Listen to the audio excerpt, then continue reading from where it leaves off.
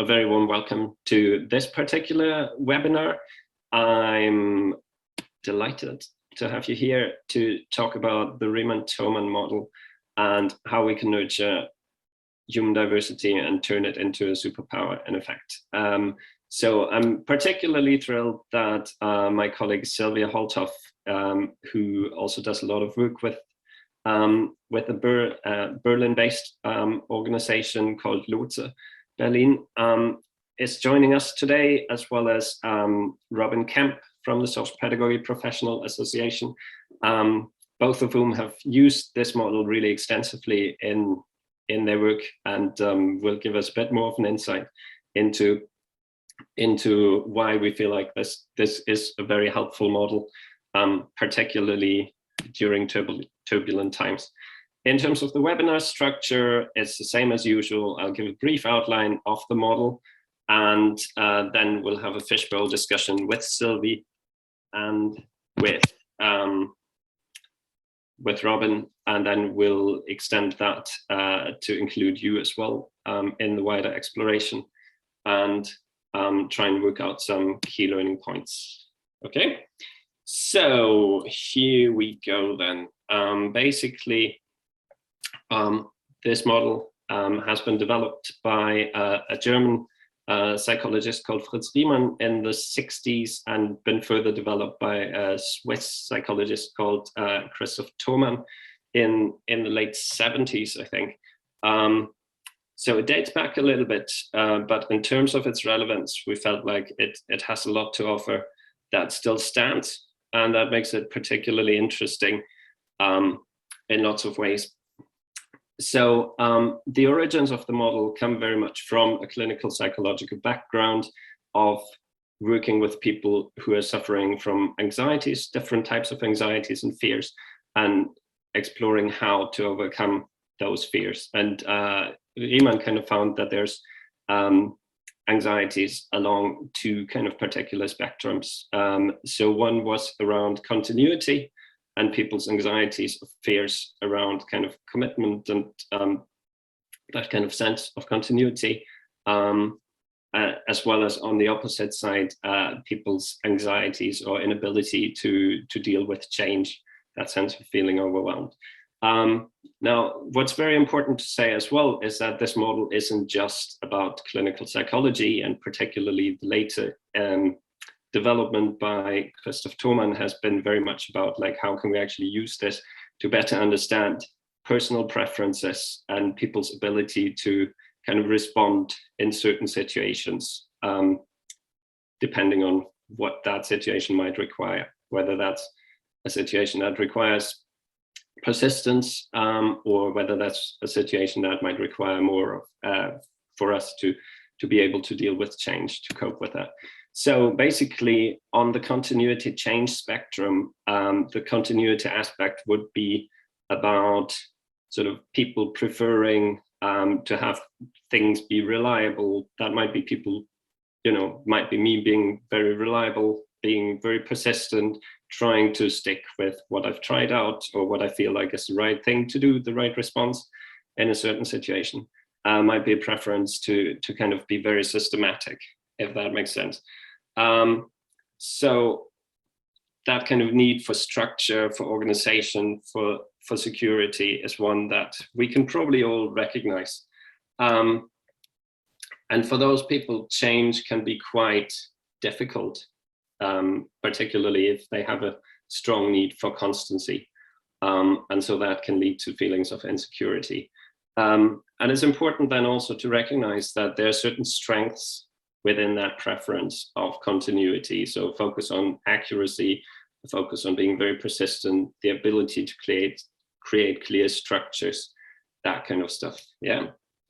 On the other end of that spectrum, people who have a preference for change, who are very good at coping with change, tend to value creativity, spontaneity, flexibility. So again, that might be a need for new challenges, to have variety in the workplace, or have variety in my own life. So it might be things like I'm keen to work on lots of different projects at the same time to bring in lots of different skills, that kind of stuff. So people who are like that naturally tend to struggle much more with routines, with fixed structures, and might then feel like, yeah, I'm actually bored, I'm being stuck, that kind of stuff. And again, it's really important to recognize that there are certain strengths connected with that as well. So that might be people who are very good at coming up with new solutions, with kind of visionary ideas and ability to kind of deal with change and be quite flexible, feel quite positive when things happen that are unpredictable. So again, just because you might be closer to that part of the continuity change spectrum doesn't necessarily mean that that's a bad thing at all. Now, the other part of the spectrum then along the horizontal axis is around closeness and distance. And again, that's kind of connected at the most extremes with people's fears about kind of being perhaps too abandoned, too lonely.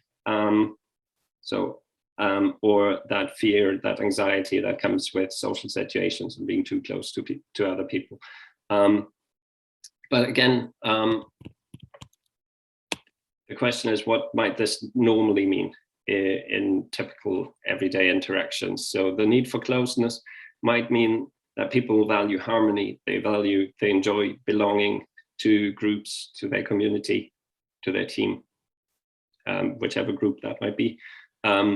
They place a high value into trust, so they might be very trusting individuals themselves. And of course, that's very much a basic need for all human beings. People who find that quite easy, who really value closeness and enjoy being in close proximity with other people, enjoy that sense of being part, tend to really be able to kind of think about the collective, value human connections, are able to empathically connect with others and so forth. So again, there are certain strengths, certain qualities that you would find quite often in people who are like that, who have an affinity for that area of the model. Whereas with distance, that might be people who are very, very, very good at being themselves, very clear on who they are.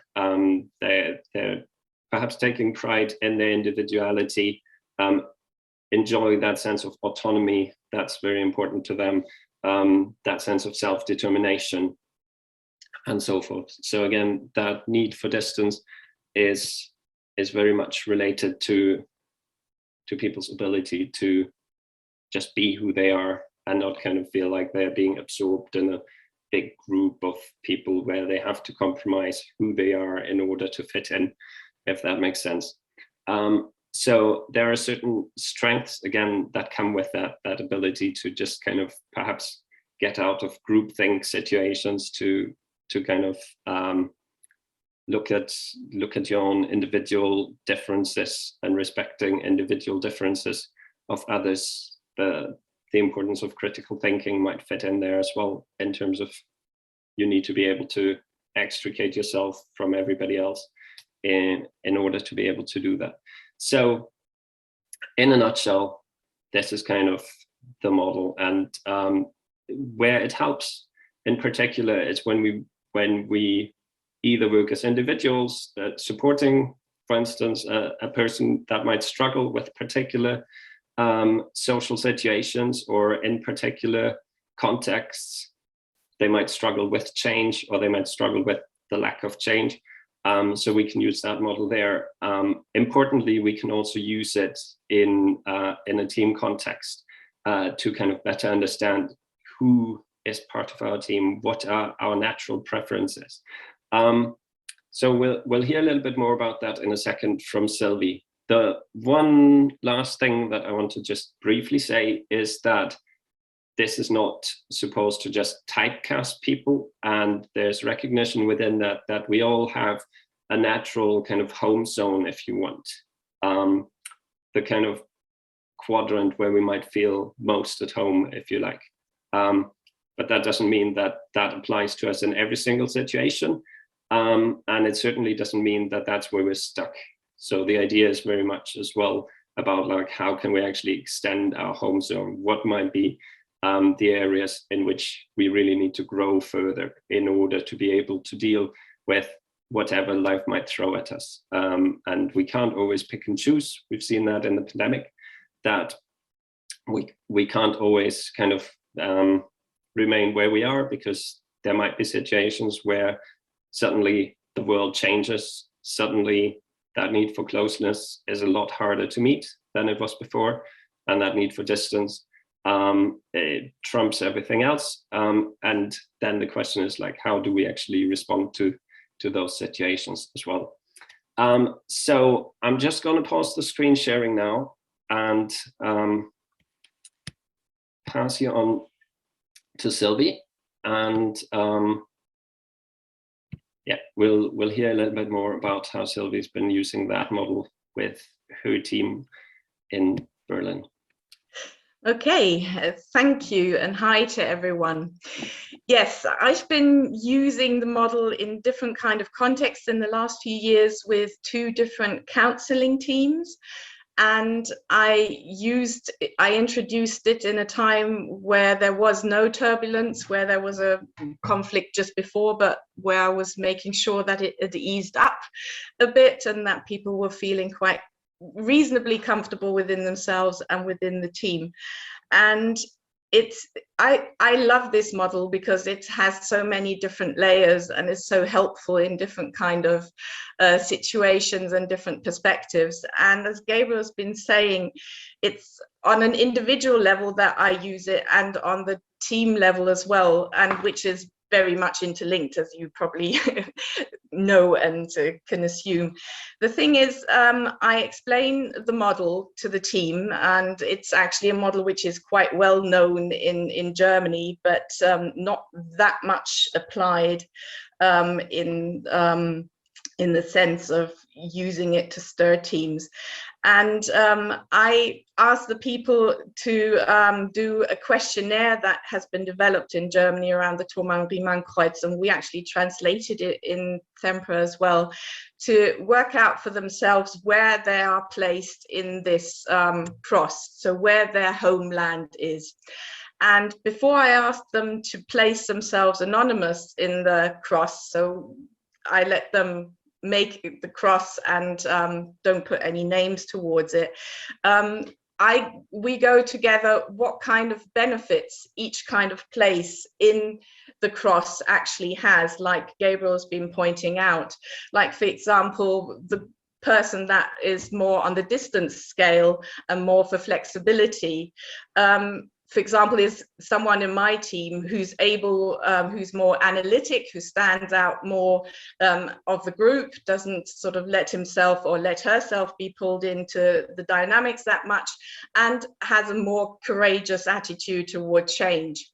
So before everybody puts themselves in, we just go through together what kind of attributes do each kind of points in the scale or on the cross have. So it becomes evident that it's not around if you're stuck there or if you're placed there in the cross, that's something that's negative or positive, just one side to it, but that it actually can have benefits to both sides.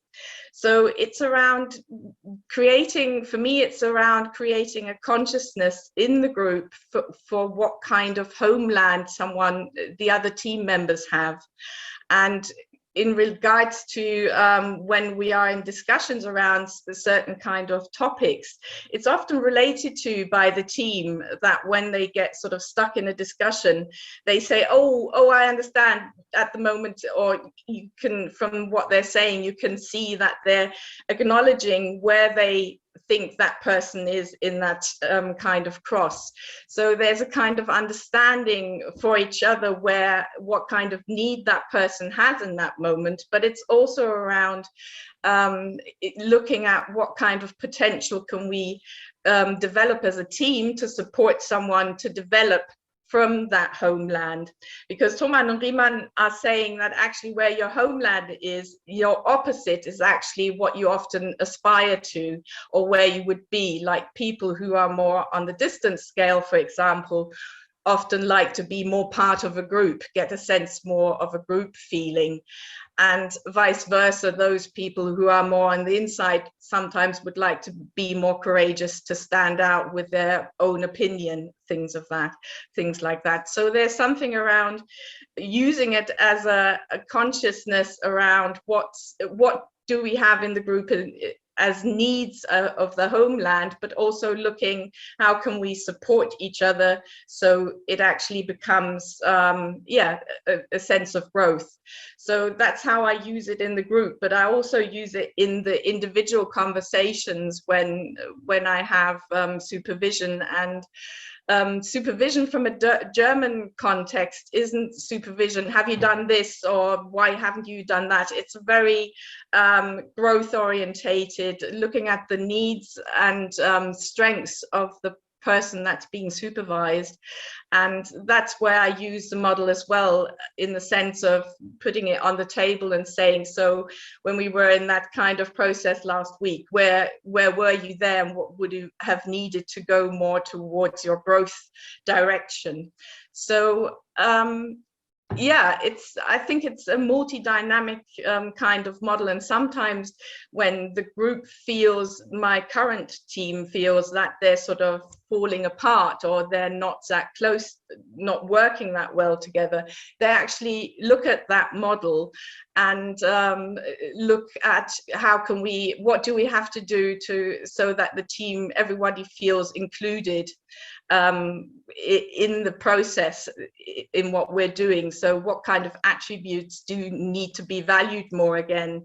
Like I've been mentioning, that person that's sort of like, it's like a cat's ears turned round in my team. I have a circle that is very close to each other, and I have two people that are more on the outside, and that one person, for example, is distance and change, and she tends to move out a lot. So it's about valuing that attribute that she brings to the group more again, and pointing out that it's been actually very helpful for the team to move forward, as she could see many things that others didn't see, because they were very much focused on that great process of teaming, but that enabled them to see something that she was able to see. And with her courage of actually saying, we're stuck in this for ages, I'm sick of it, I want to move forward, it actually enables the team often to get a shift.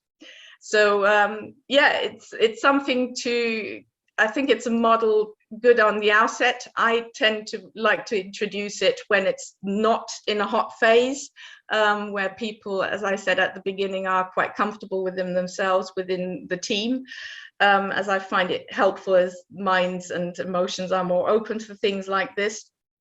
And it's just something that continues to develop within the team. They've now actually said we're having like not a residential, but 2 days where we're just linking out of work to work on the team issues and topics. And they said they would actually like to know where others see them in that cross, and where they could potentially see them, and things like questions like that. So quite daring processes within the team. But I think the model has helped them to bring them there. And they all say it's been very helpful for them in seeing their own development in the context of the team movement and the challenges that we've had through the last 2 years, especially with the COVID situation. So I think that's about it in a nutshell. That's great, Sylvie. Thanks. There was so much richness in there, and I think particularly what I like and what I want to amplify is that bit about highlighting the value of that diversity within a team, because very often we think like, oh, if that person was just a little bit more like me, then that would be great. We would just get on so well, but actually we would lose something if we didn't have that person in the team. But the question is, how do we get to that point? And how do we then use that knowledge to kind of understand that sometimes a conflict might be due to that diversity? And so I need to be very mindful of what that person brings in. So I might not be getting on with people that are kind of diametrically opposed to me in some respect. Equally, sometimes I might not get on with people that are too much like me either. So the model offers, I think, quite a lot of rich opportunities for reflections in that respect of like, how do we deal with the fact that we're all different as human beings, and what might be going on when conflict emerges, and what might that be down to. So we thought we'd do something slightly more interactive and invite you to just put yourselves on that model as well. It's anonymous. You can use the annotate function in Zoom. So at the top of your screen where it says you're viewing Gabriel Axteler's screen, there's a little thing next to it saying view options. If you click on that, there should be something that says annotate. If you are on a smaller device, like on a tablet or an iPad or stuff like that, that might be hidden under a pen symbol somewhere in your menu. If you click on annotate or the pen, then you should get a little menu that has like different kind of texts and icons, and there's something called stamp where you can choose a little icon like a heart or a star, and yes, you've worked it out. Your name comes up just ever so briefly as you put yourself down, but then it kind of disappears. So hopefully as people put that down, you can kind of see where you might be. And again, feel free to, we're not going to check that in any way, so feel free to just put yourself wherever you are comfortable, where you think your kind of home zone is within that model. And that gives us an interesting representation here as well, I think, in terms of like, if we collectively had to form a team, we might be missing people that are a bit more on the continuity distance side of things. Actually, I think somebody's just added themselves there. So that in itself would be interesting when it comes to like, what kind of perspectives, what might we be missing as a team if we're all too close together, all bunched up in one area. So as Sylvie said, this gives a lot of opportunities for reflection. I think very briefly, before we hand over to Robyn as well, there's a little segue to be made about the ability to combine different social pedagogical models. And like, if I were to place myself here, where that big star is in the spectrum, then this would be my comfort zone, if you want. This would kind of be my learning zone, more or less. And this might be my panic zone. So it kind of starts to then make sense about where might people kind of see their opportunities for learning and for growth. Where would they be really comfortable anyway, not really bothered at all with things happening, but also importantly, like, where might people be really challenged in what situations, and what can we then do to help keep people out of the panic zone. So that just as a little kind of addition to that model, to show the many ways in which you can actually combine that model as well with other insights, other social pedagogical models, for instance, to just lead to greater understanding and greater insight. So we've talked a fair bit about how we might be using this within a team. I think what we'd like to explore as well is how we might use this with the people we support, and what can, to what extent is that model relevant and insightful in that respect. So I'm delighted to hand over to Robyn, who can tell us a little bit more about that. Hi. So if you don't know me, my big passion is residential childcare. So I wanted to just think about this model in terms of children's homes, because as Riemann and Thomann say, we all need these things at different times. We lean on one thing more in one particular situation and another thing more in another situation. and recognizing that we all have these needs in various different shapes and forms is can be really helpful. And one of the things that we do one of the theories that we use in residential childcare is the theory of Lifespace. And I think Lifespace is a really useful theory to think about how can we send messages to the people that we work with that these 4 areas are important. How can we make sure that continuity and change are both valued in the way that we are with children, the way that we be together? So with continuity, we might like structure, we might like organization. Children need to feel that they can predict what's going to happen in the house to some degree, which is why rhythms and rituals are really important, because they help send those messages about what's really important here. If you have a little ritual around how children are woken up in the morning, something that's very positive, it sends a strong message, and it sends another message about closeness, how you belong to this group. The other problem, part of the problem with continuity is perhaps that some people who are really strong on continuity like a rule. In Lifespace theory, we try and think about norms as opposed to rules, and norms are things that we can change. So norms and rules for me kind of sit on that axis between continuity and change. How can we make sure that we're not so focused on our rules that they become more important than the quality of experience and relationship that children are having there? And then if we think about distance and closeness, often children doing things on their own can be a bit discombobulating for those of us who are really into the closeness thing. I've been recently, I went to a children's home where they really thought this through about how sometimes what you need is little spaces to be on your own, not necessarily in your bedroom.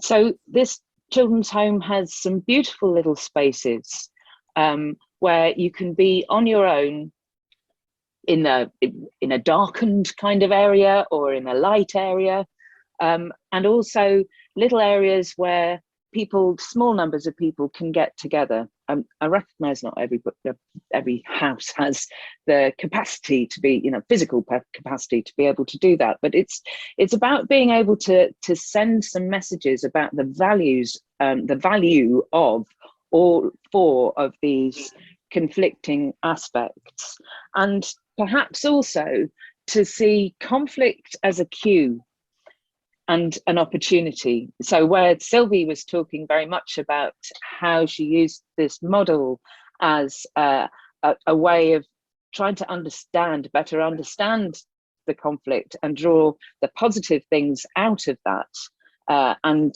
also sending an underlying message about how important diversity is.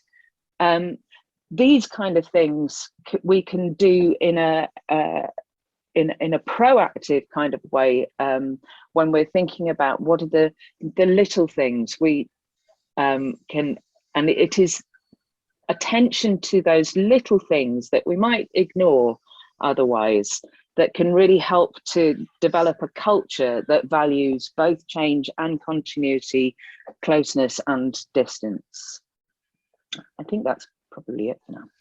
Thanks, Robyn. I think that's really thought-provoking, not least because there's one aspect about the culture which we have under control, and there's also the more systems aspect about, particularly for kids in care.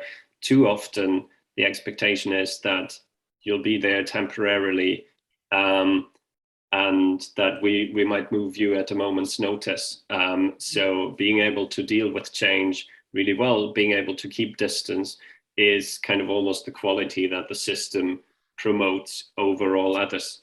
And of course, that might work well for some kids that are more naturally like that. But actually, other kids in the other 3 quadrants of that model will certainly struggle potentially struggle hugely. So we also need to kind of almost think about what can we do within the system that we create opportunities to cater for all those needs, if that makes sense. So thanks very much for all those insights and for introducing yet another lens on this with Lifespace. I'm particularly keen to kind of find out from everybody else what you make of the model, how it might fit in with your own work practice, any kind of immediate reflections you might have that we can discuss further. So if you have any thoughts, now's the time to either raise your hand or just unmute yourselves. And Karen is the first one, so go for it. Trying to unmute. Thanks very much for that, Sylvia and Robyn. It was really interesting. I'm a lecturer in social work, and I was really thinking about the social work students and thinking about how that could be used either in tutorials or in group work settings, as well as when they're on placement as well, and for them to identify their attributes and strengths, and then also see where they might want to develop. So I could really see it, especially linked in with the zone as well, the learning zone, the the panic zone, comfort zone as well. So I could really see a lot of uses for that. Great, thanks, Karen. That's good to hear. And I think there's something that Sylvia's alluded to. So there's obviously where you might put yourself in the model. So as a student, where might you put yourself in that model? You can even like get people the opportunity to draw little circles, whether they're round or kind of slightly weirdly shaped, to chart out their home zone. But also, Sylvia, you mentioned that very often where people put themselves and where the test might suggest they can be different. And it then gets even more interesting when you ask other people to say, like, where would you put Gabriel in this model? And there's even another dimension. There's this part where you can ask them before they put the test result into the cross, to ask them, where would you put yourself without having the outcome, the result of the test, then seeing the test and then going to that level where the team gives you a feedback, where they occasionally see you in certain situations. So yeah, it has these different kind of possibilities to get, to check your inner perception with a test level, and then from an outer perception of a certain kind of people. The feedback we get is always just a perception of one or two or three people. It's not reality. So yeah, I think it's really valuable, but it's really challenging as well. You have to be in a good place. The team needs to be in a good place to go to that level. The first steps with self-judgment and then putting yourself, seeing the result, that's quite an internal thing that doesn't throw people, from my experience, that much. But the other part is quite one where you need to be making sure that the circumstances are really quite good. Something else that came to me was that we actually adapted the model quite a few times to actually work with people a group of young people. So we actually made a game of it, making it neutral, not putting it to kind of a person, but like a game of what's the attribute to a certain kind of behavior in the sense of distance. What's a counter thing of distance, and what's the positive around it? And not saying, Neil is like that, or I'm like this, or so, but making it a neutral, more factual thing. So what's the good thing about being able to stand outside a group? What's the positive of being a huggy person occasionally? So making it a more objective game, and finding the counterpart, and in the part of doing that kind of activity, we called it a game, was to see what's the good part around that. So, and then actually using it at a later stage in individual conversations of, lack of self-esteem and people saying, well, I'm always like this, and where they place themselves on the negative in the extreme, to actually say, but look on the other side, you know, this actually means that you can see it from that perspective, and where do you want to go to? Because as I said before, Thomas Riemann says that actually your place for longing, where you want to be, is actually opposite your home space. So that's where you want to go to, where your aspiration is, and then thinking around, so, you know, if you want to get there and it's already fine where you are, so what do we need to do? You know, what little steps could be possible for you to go that kind of distance, like eating breakfast with the group instead of making sure that you always eat alone, or things like that.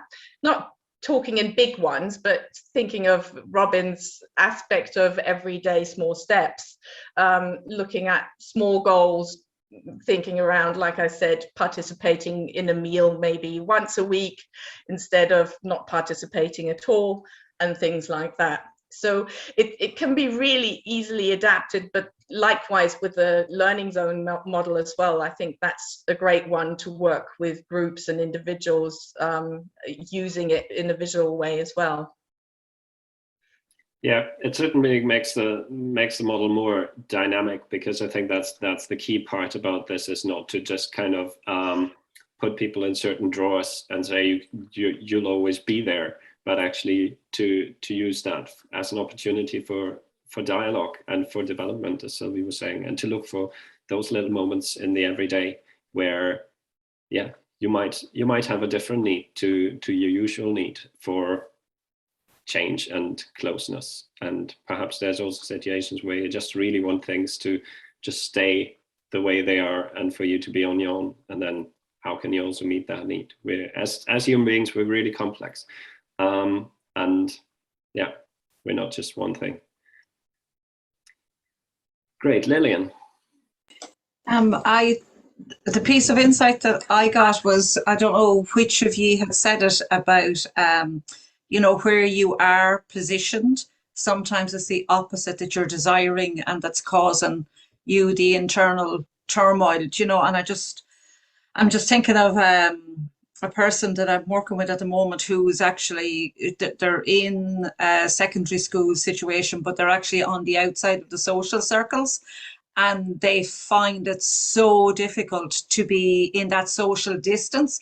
And all they keep saying is, I want a friend, I need a friend, I'm weird, everybody thinks I'm odd, peculiar, blah, blah. But actually, you know, this actually really makes sense around why that seems to be like, I have to have it, and the urgency of that. So I'm just kind of sitting thinking to myself, if I could make a kind of a young teenage friendly adaptation, and even just talk through it around self-knowledge, about knowing actually I'm over here, and being distant mightn't be the worst thing, but not desiring the compulsiveness of this closeness and togetherness and integration. So for me, it's been a well-timed little heuristic. So thank you very much for it. Yeah, and there's something around, you know, in certain times you need that comfort zone where you need to be by yourself, and that's perfectly okay. And there's actually a learning journey. You know, there is a journey that you can go on, and at times it's rumbling, and sometimes it's smooth, and sometimes you have to go back.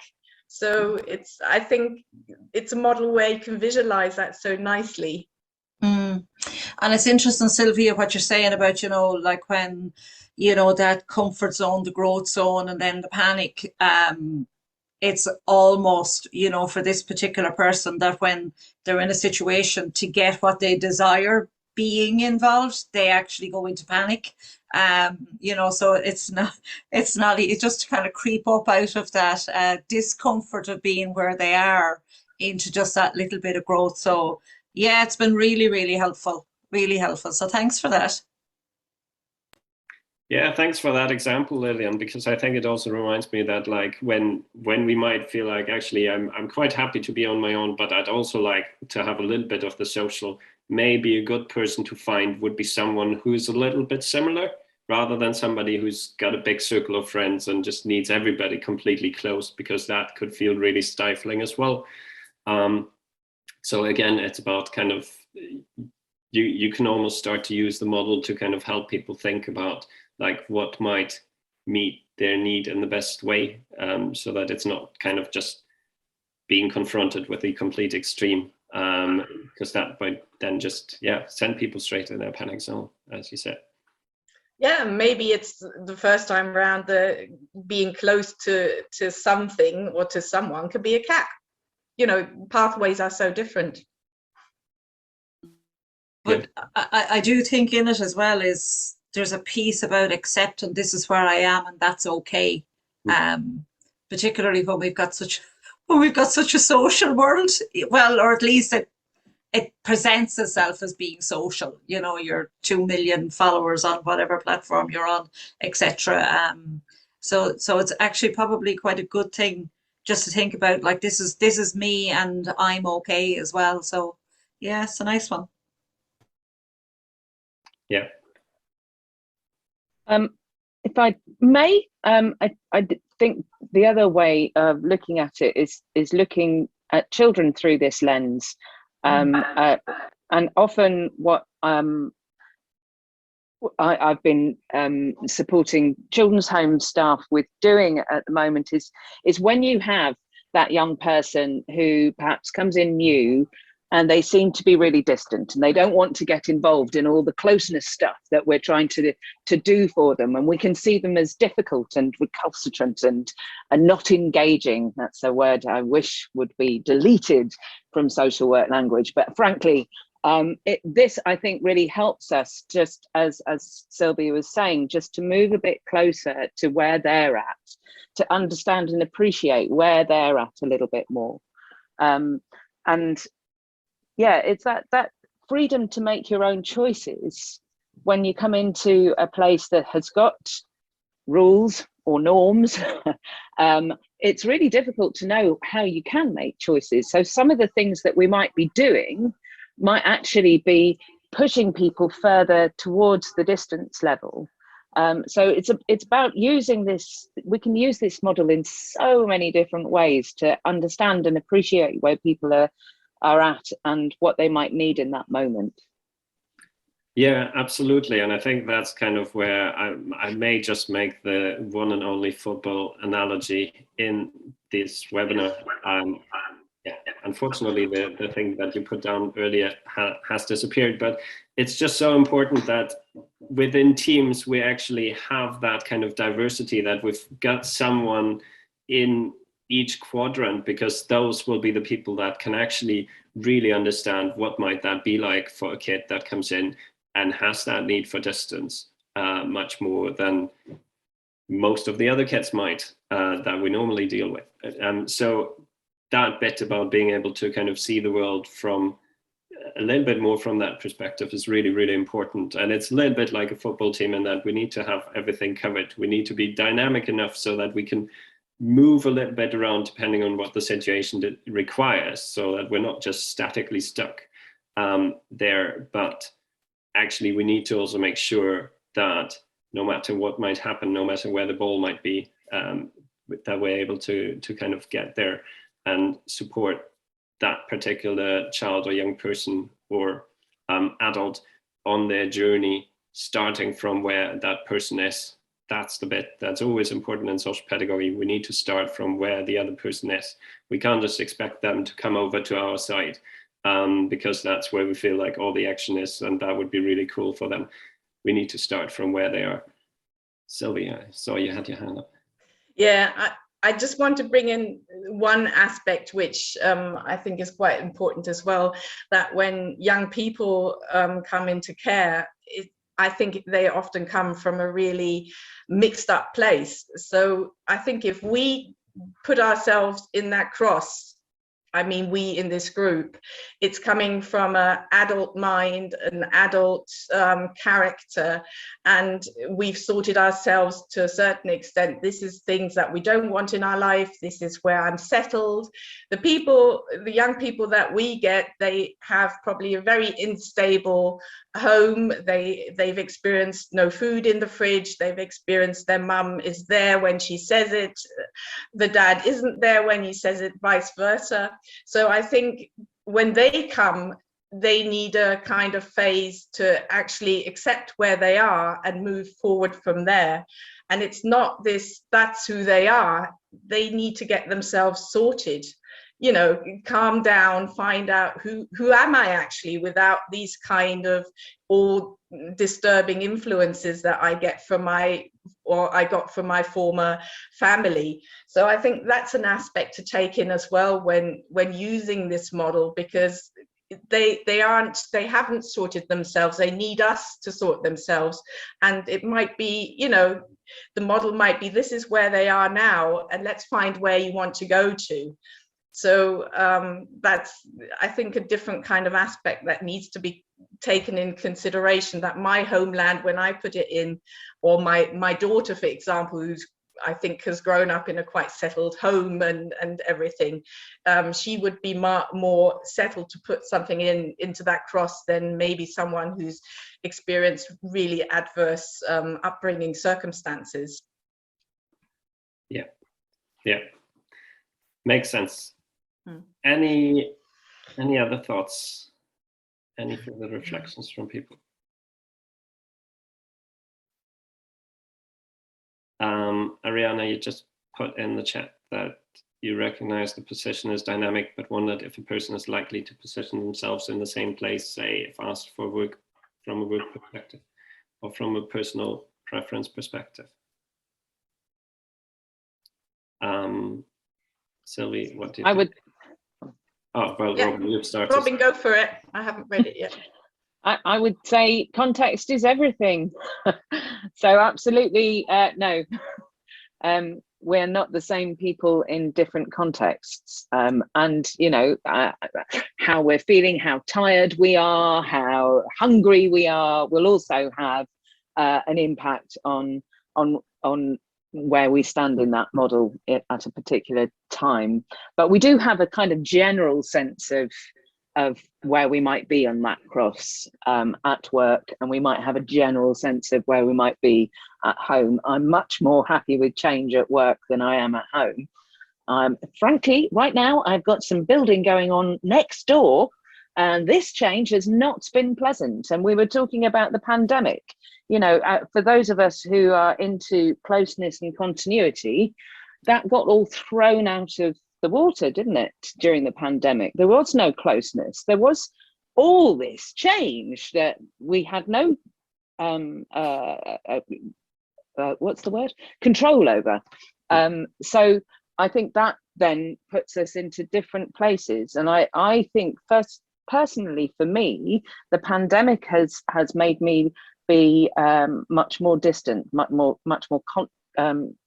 comfortable with being distant, actually. And now actually what was my comfort zone with the closeness thing has a bit of anxiety, a bit more anxiety than perhaps pre-pandemic times. So no, context is everything. Would you agree, Sylv?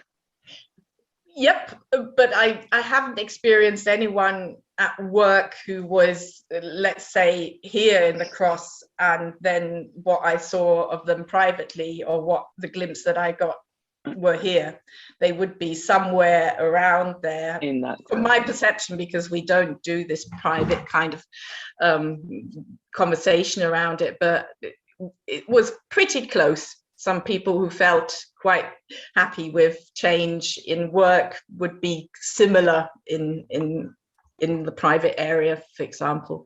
So I think it's not the same, but it's similar from my experience.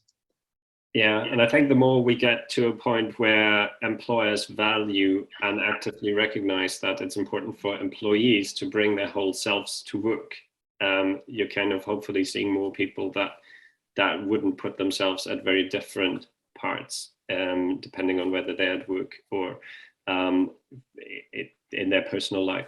I was also just reminded of, like, you know, the importance of working from home in that respect.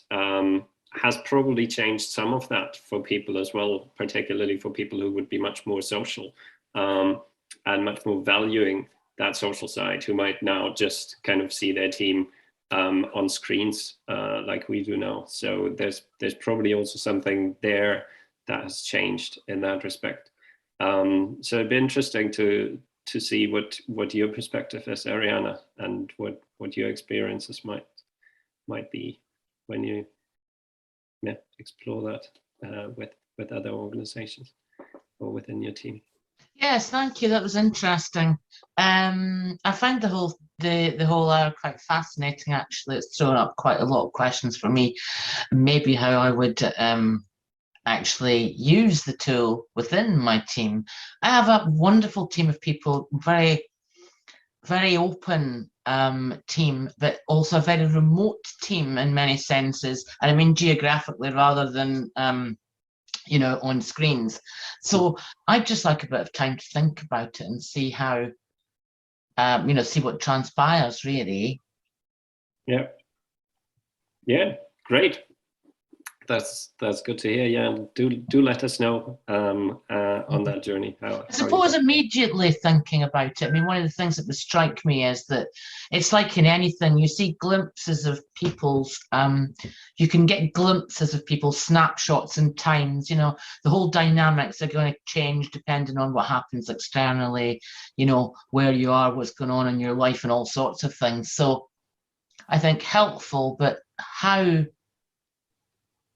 insightful that might be for a team if I applied it would be something I could try to map maybe over time, and certainly would maybe, you know, feed back to you on that. So thanks very much for a very enjoyable hour. Thanks, Ariana.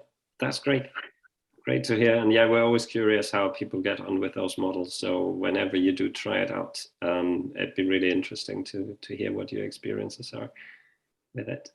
Any other thoughts, any more comments, reflections, questions from people? Nicola's keen to use that with her students as well, which is great. Oh, and how they might feel about role play. That's an interesting aspect as well, which we haven't quite touched on just yet, but certainly there's also an opportunity within the model to maybe give people the chance to try out what might it feel like if I was in the exact opposite quadrant. And how could I perhaps, learn more about that role or see more about that, the qualities that are important, the perspectives that might have. So, yeah, well, I was thinking about, you know, somebody mentioned, I think it was Robyn mentioned engagement, and it's something we're always talking about is student engagement, and thinking about what that actually means. It might just be listening, and then the demands that we make of students in terms of, well, I run a module where there's quite a lot of role play involved, and I was thinking about that if somebody needs continuity and consistency, how they might be given time to prepare for that, as opposed to somebody that's more fluid and creative and, you know, happy to do that. So yeah, it's given me an insight into how I might sort of scaffold my students' learning. It's really interesting. Thank you. Great, that's really good to hear, Nicola. And yeah, that makes a lot more sense than the tangent I went off when I saw the thing about role play. And yeah, I've obviously just been maintaining distance here in that's where I was on the model. That's where I haven't put my my picture up. No worries at all. Thanks. Any other comments, thoughts, questions? Yeah, I was just thinking about as well, because I have student social workers with being a practice educator, and you know, I use a different model to help them recognise the process of transitions. through the Fisher model, but I was thinking how I could also incorporate this model into that alongside it with, you know, getting them to think about their learning journey on them and how they learn, how that supports their learning, and where they would like to be in their journey of learning. You know, what is their goal as such. So, you know, even through the reflective writing, if they evaluate what they've experienced so far and where they want to be by the end of their practice placement as such, is also a good evidence piece for all the standards that they've to achieve, as well as consolidating their learning within the placement and their theories through universities. So yeah, so thank you. It's got me thinking lots. Brilliant. That's really nice to hear, Gillian. Thanks. And last but not least, I can see, Greg, you've got your hand up as well. Yes, I think the model is terrific. What I'm trying to do, I've been arguing all week with social workers about boundaries for young people, for one young person in particular. And I'm just looking at the model and I'm trying to work out where boundaries would fit in, because I find it's a very kind of static, very kind of, it's not developmental. You know, boundaries to me sounds very kind of final. So again, I think this model could be a really good argument against fixating on boundaries as being a kind of measure to help a young person with their behaviour. So it's got my brain really, really working as to how I can use this, because I have to do a report soon, and I think I'm going to incorporate aspects of this model into some of my feedback in the report. So it's been really, really great, really illuminating. And I'm going to use this in supervision as well. So my brain is sparking off in all sorts of directions. So thanks very much. It's been really, really good. Perfect. That's great to hear, Greg. Best of luck with all of that. Looking forward to hearing more about that in due course. Great. It's also a fantastic point to end the webinar, because it is 11 o'clock. So I just want to say we will have a couple more episodes that are planned. We have a date for the next episode, which is on the 23rd of May, and we'll be exploring life world orientation, yet another German model. We're kind of trying to just go through all the German models that we've learned during our education, I think. It's a great one.